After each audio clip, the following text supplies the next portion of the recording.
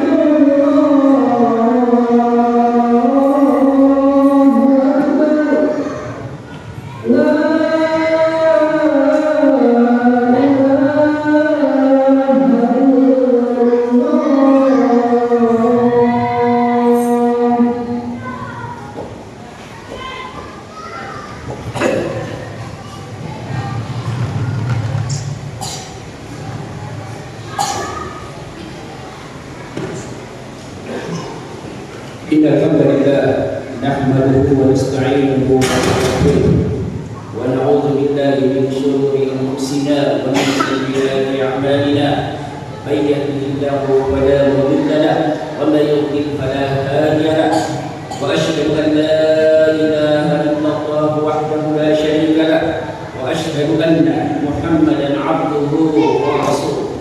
Allahumma shalli wa sallim ala nabiyyina Muhammad wa ala alihi wa ashabihi ajma'in, amma ba'd.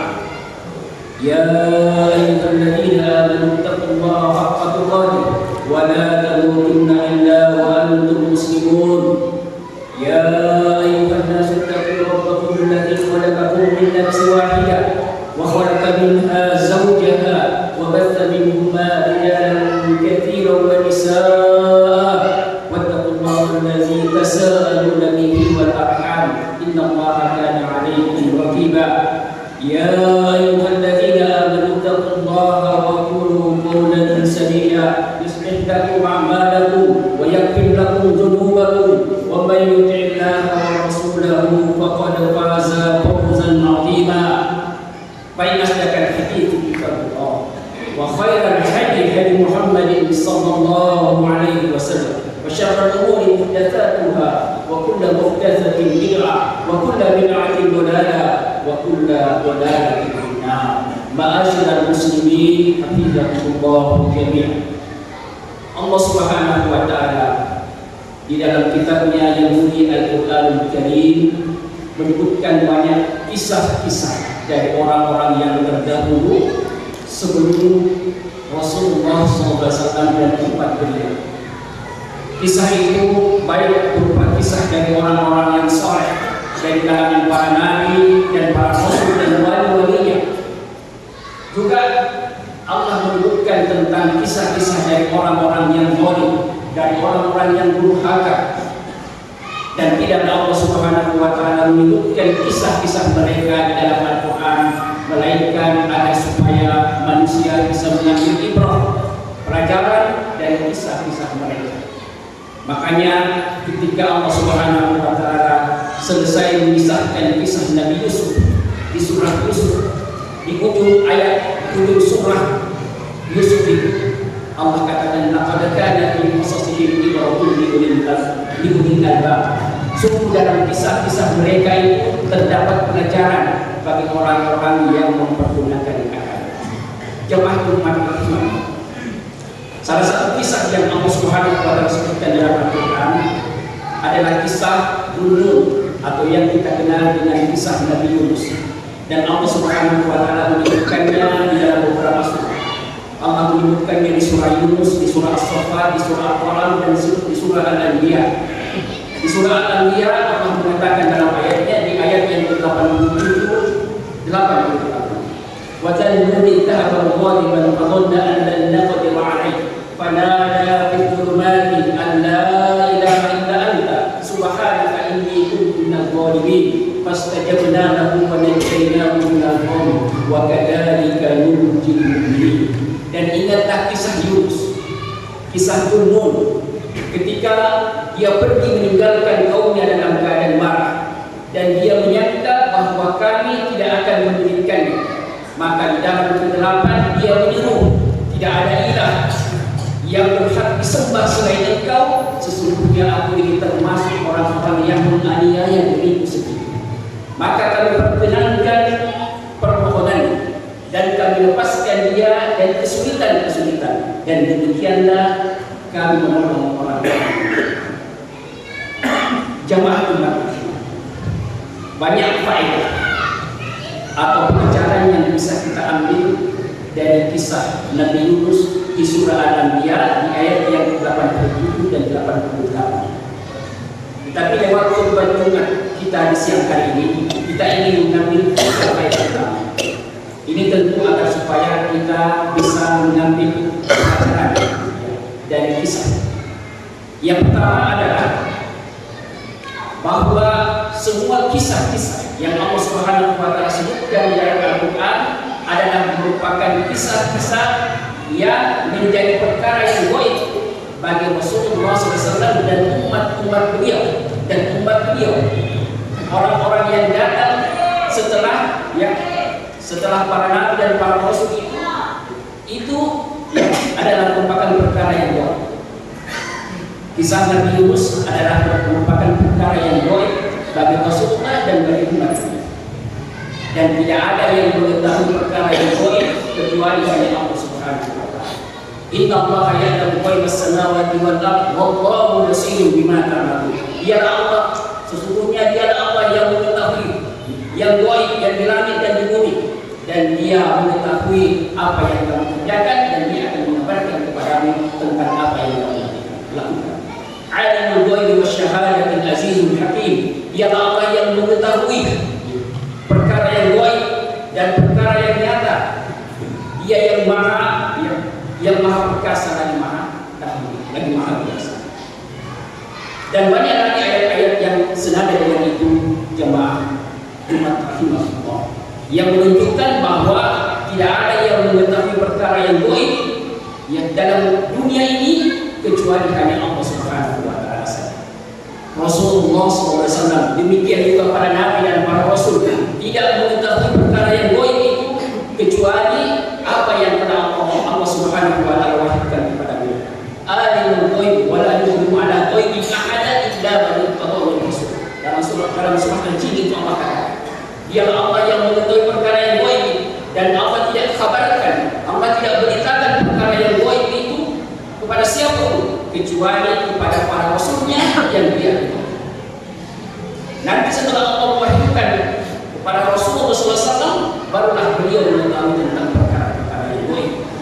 Dan banyak peristiwa-peristiwa yang menunjukkan bahwa Rasulullah sendiri tidak mengetahui perkara yang gaib kecuali setelah Allah Subhanahu wa taala mewahyukan kepada beliau.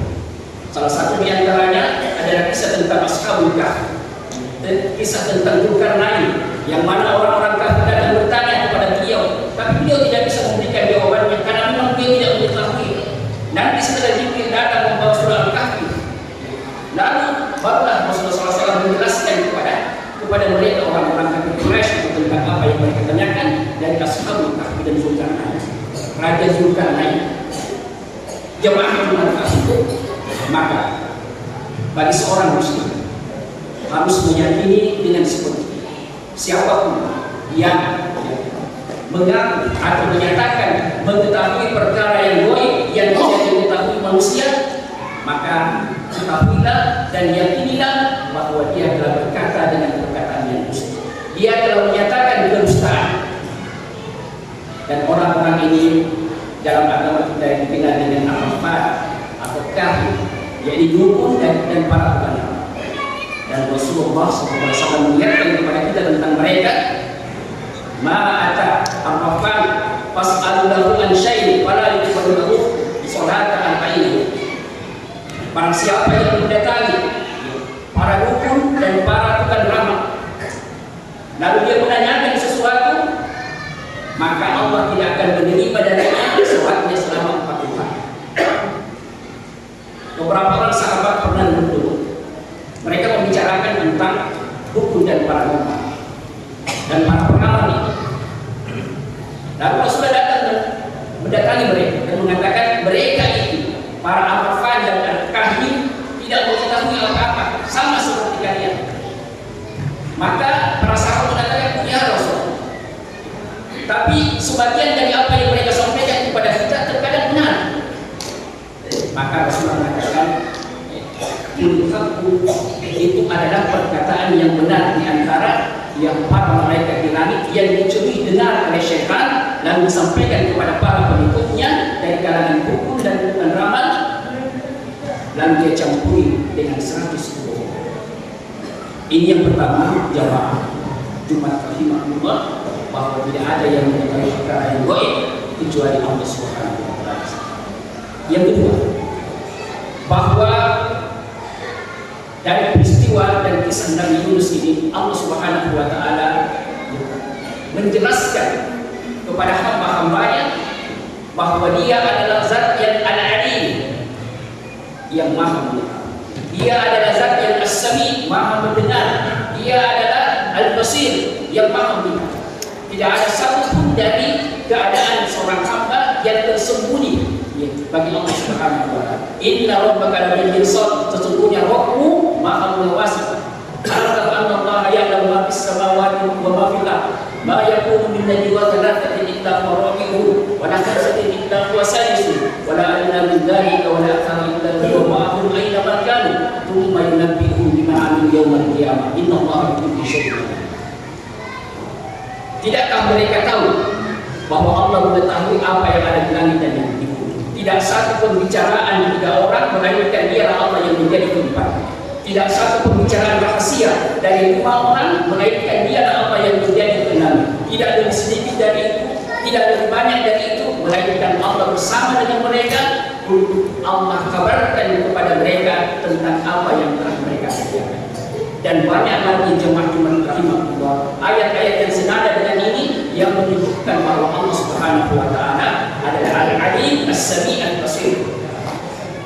Dan dalam peristiwa kisah Nabi Yunus, sahabat Nabi Ibnu Abbas dan Ibnu Mas'ud radhiyallahu anhu mengatakan makna kata-kata panada zulmat, dan ketika dia berada dalam kegelapan, maka Ibnu Mas'ud dan Ibnu Abbas mengatakan ketika itu Nabi Yunus berada dalam 3 lapis kegelapan, yakni lapisan kegelapan di dalam perut ikan, kemudian lapisan kegelapan di kedalaman lautan. Karena setelah ikan paus itu atau ikan besar itu menelan Nabi Yunus, lalu dia membawa ke dasar lautan sehingga cahaya tidak tembus. Yang ketiga adalah kegelapan di dalam bumi teman, kegelapan di dalam ikan, kegelapan yang di kedalaman lautan, dan kegelapan di malam yang gelap ini. Karena itu dia berkata, la ilaha illa anta subhanaka inni kuntu minadh dhalimin. Dan langsung ayat Allah Subhanahu wa taala menjawabnya, fastajabna lahu wa najjaynahu minal gham wa kadzalika nunjil. Ini menunjukkan kepada kita bahwa Allah Subhanahu wa taala adalah maha melihat, maha mendengar, dan maha melihat. Dan ini sebenarnya harus tertanam dalam diri seorang mukmin. Dia meyakini bahwa Allah Subhanahu wa taala adalah maha melihat, maha mendengar, dan maha mengetahui. Dan dia yakin bahwa tidak ada satu pun dari keadaannya yang tersembunyi dari pengawasan Allah Subhanahu wa taala. Kalau keadaan yang seperti ini tertanam dalam diri seorang mukmin jamaah Jumat rahimahullah, maka akan lahir dalam dirinya rasa atau sifat muraqabah. Dia selalu merasakan dirinya berada dalam pengawasan Allah Subhanahu wa taala. Dia yakin bahwa tidak ada satu ruang pun baginya untuk selamat dari pengawasan Allah Subhanahu wa taala. Sekalipun dia bersembunyi dari pandangan mata manusia, dan tetapi dia tidak pernah luput dari pandangan Allah Subhanahu wa taala. Dan kalau ini tertanam dalam diri seorang muslim, sifat muraqabah ini jemaah rahimahullah, ini akan melahirkan atau menjadikan seseorang yang terhindar dari segala bentuk kemaksiatan. Inilah yang menjadi benteng bagi seorang mukmin, ya, sifat muraqabah ini menjadi benteng bagi seorang mukmin dari segala perbuatan maksiat. Karena setiap hawa nafsunya mendorongnya untuk melakukan perbuatan maksiat, maka ada rasa di dalam dirinya bahwa Allah mengawasi diri.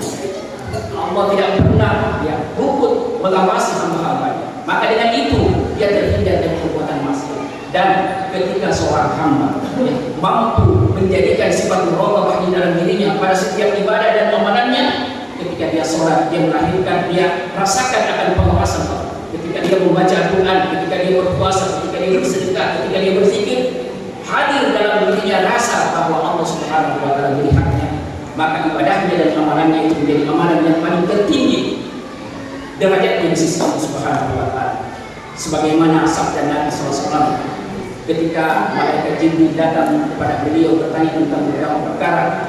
Yang pertama, dan salah satu di antaranya adalah, ya Muhammad, akhbirni an ihsan.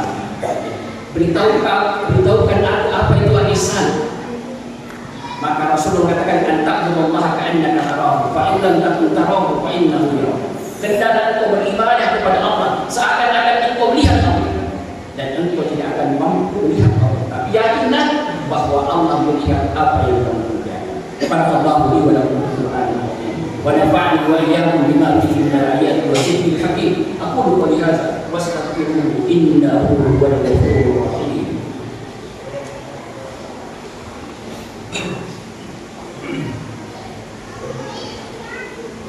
Alhamdulillah hamdan katsiran asyhadu an la ilaha illallah wahdahu la syarika lahu wa asyhadu anna Muhammadan 'abduhu wa rasuluh. Jamaah Jumat rahimahullah, satu dari faedah yang kita ambil dari kisah Nabi Yunus, yakni bahwa semua anak cucu Adam adalah manusia-manusia yang tidak pernah luput dari kesalahan. Kullu bani Adam khata' wa khairul khata'ina at-tawwabun.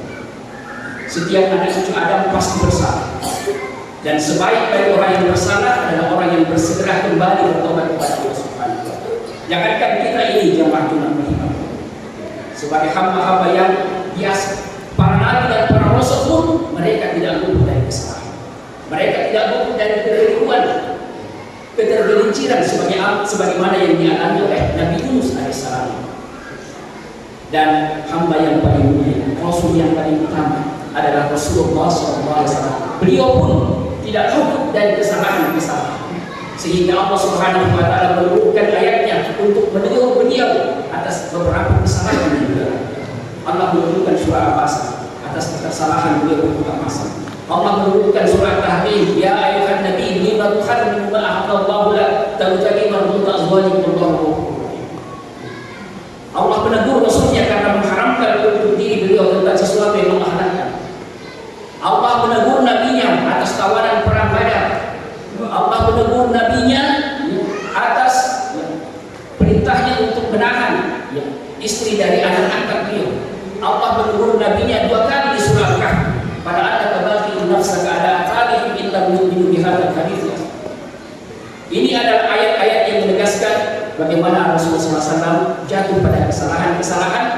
Tapi keutamaan para nabi dan para rasul adalah ketika mereka terjatuh pada kesalahan, maka mereka segera kembali kepada Allah Subhanahu wa taala, bermohon ampun dan bertobat kepada. Dan demikianlah yang telah dilakukan oleh Nabi Yunus, dan ini menjadi teladan bagi kita bahwa hendaknya siapapun kita jangan berputus asa dari rahmat Allah Subhanahu wa taala. Ketika kita terjatuh pada satu kemaksiatan, ketika kita terjatuh pada satu keburukan, dosa, maka jangan berputus asa dari rahmat Allah Subhanahu wa taala. Maka bersegera kembali kepada Allah Subhanahu wa taala. dengan memohon ampun dan bertobat kepada. Allahumma shalli ala Muhammad wa ala ali Muhammad kama shallaita ala Ibrahim wa ala ali Ibrahim wa barik ala Muhammad wa ala ali Muhammad kama barakta ala Ibrahim wa ala ali Ibrahim innaka Hamidum Majid. Allahumma ighfir lil muslimina wal muslimat wal mu'minina wal mu'minat al ahya'i minhum wal amwat innaka sami'un qarib mujibud da'wat ya qadiyal hajat. Allahumma rabbana ighfir lana wa li ikhwanina allazina sabaquna bil iman wa la taj'al fi qulubina ghillan lil ladzina amanu rabbana innaka ra'ufur rahim. Allahumma rabbana zalamna anfusana wa in lam taghfir lana wa tarhamna lanakunanna minal khasirin. La ilaha illa anta subhanaka inna kunna minadh dhalimin. Allahumma rabbana la tuzigh qulubana ba'da idh hadaytana wa hab lana min ladunka rahmah innaka antal wahhab. Allahumma arina al-haqqa haqqan warzuqna ittiba'ah wa arina al-batila batilan warzuqna ijtinabah. Allahumma rabbana hab lana min azwajina